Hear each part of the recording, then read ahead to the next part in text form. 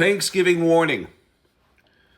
Boeing VP Elizabeth Lund in June 2024 admits 22 years Boeing went without AS9100 certification. Are you boarding a risk? My name is Daryl Guberman. I'm the CEO of Guberman PMC LLC, a quality consulting firm here in Connecticut. And I am giving you a firm warning that if you board a Boeing this Thanksgiving, you may be taking your life in your hands, and I say this humbly, and I say this with knowledge. On April 17th, I stood up at the DHS subcommittee in 2024, and I was supporting Sam Salapar, the whistleblower who discussed the Boeing 777, Boeing 787 that had design issues, he claimed, and he looked into the right crystal ball. He told that there was problems in design. And just recently, we've read that the 777 is being put off till 2027 delivery. You're going to be jumping on a plane, one of 12,000 that they produced approximately, between the years July 2002, when they came out with the supplier bulletin, which mandated AS9100, which, for those of you who are just tuning in, or for those of you who want to get refreshed on this, the AS9100 is the international standard for aerospace that all aerospace suppliers and OEMs are supposed to maintain and sustain. And what Boeing did is they came out after 9/11, they said that they were going to be laying off 20 to 30,000 employees. I'm going to show this categorically to you and explain it to you. On September 19th, they said that they were going to be laying off 20 to 30,000 employees. So, several months later, in April and July, they came out with supplier notifications. The April one talked about NADCAP for special processes, heat treat, welding, non-destructive testing, very specialized and flight safety critical processes. They basically said, send in your NADCAP cert, send your parts, and if need be or need arises, we will come see you. What does that mean? Think about it. When a plane goes down or a door pops off the plane, that's when the need be or need arises. In July, let's take you to July. In July 2002, they came out with a supplier notification that said all suppliers must be, they mandated, must be AS9100, the aerospace standard, be ANAB accredited, American National Crediting Board. They also have on their supplier portal where a company will go to find out what is required to be a supplier. And they will go on and they'll see that, they said, third-party registrars will be ANAB accredited or internationally equivalent. And those international equivalents could be Iran, who admitted to harboring some of the terrorists of 9/11. Yep, they're equivalent to ANAB. Also, Pakistan, who harbored, you know who? Osama bin Laden. Oh, isn't that tender? And China, who had taken over, was handed over the International Accreditation Forum's leadership that ANSI and ANAB founded, the American National Standards Institute and ANAB founded, okay? They founded the IAF. And the IAF has its sister organization, the International Laboratory Accreditation Cooperation in Australia. Both of them are associations of accreditation bodies equal to ANAB. And ANAB is their underwriter. That means they take all systematic and product failure, if that happens, and it's on ANAB's watch. So, anyway, getting back to this, isn't this fun so far? Yes, it is. Because you know something? You get on a Boeing, you're risking everything. Because Elizabeth Lund, we're going to get to this very shortly. We're going to take you through this. So you have the 9/11, 20 to 30,000 employees. They come up with a supplier bulletin that says heat treat welding, send your cert. Also, with your AS9100, just send your cert, send your parts, you're good to go. October 2003, ANSI and ANAB came up with a Heads Up 22, which stated that all suppliers that are AS9100 must be on this thing called the OASIS database, the Online Aerospace Systems Information System run by the International Aerospace Quality Group. At that time, they were run 65% by Boeing. You got the picture?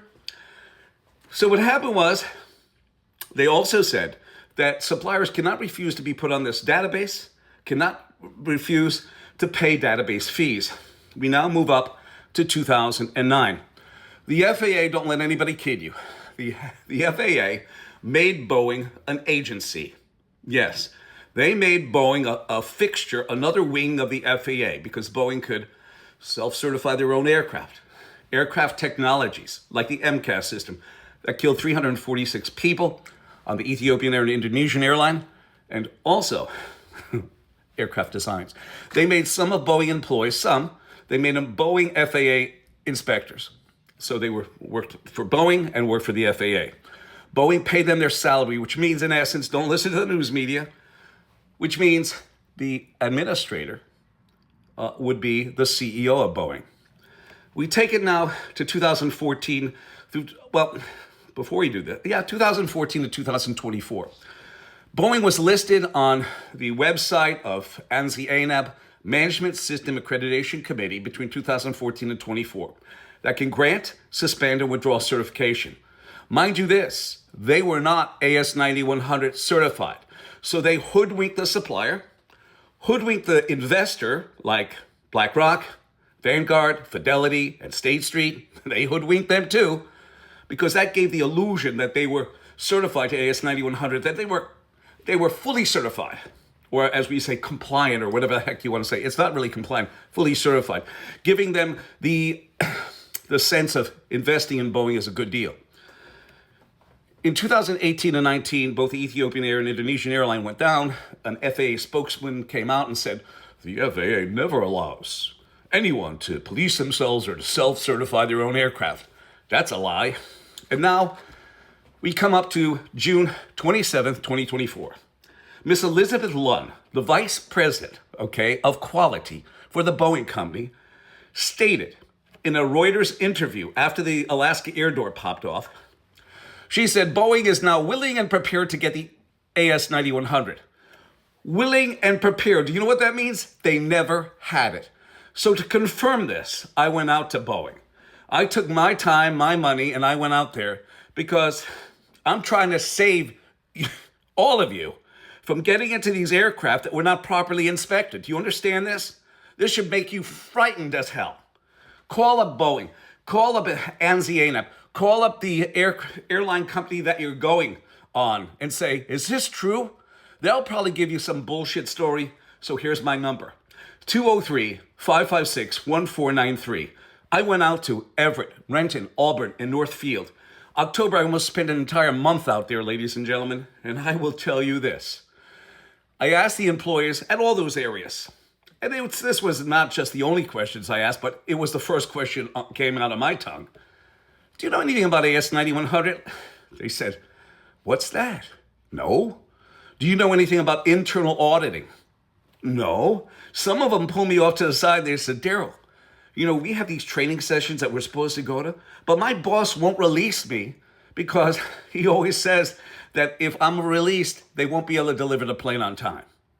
So that's it, ladies and gentlemen. So Thanksgiving warning, and this is more than a warning.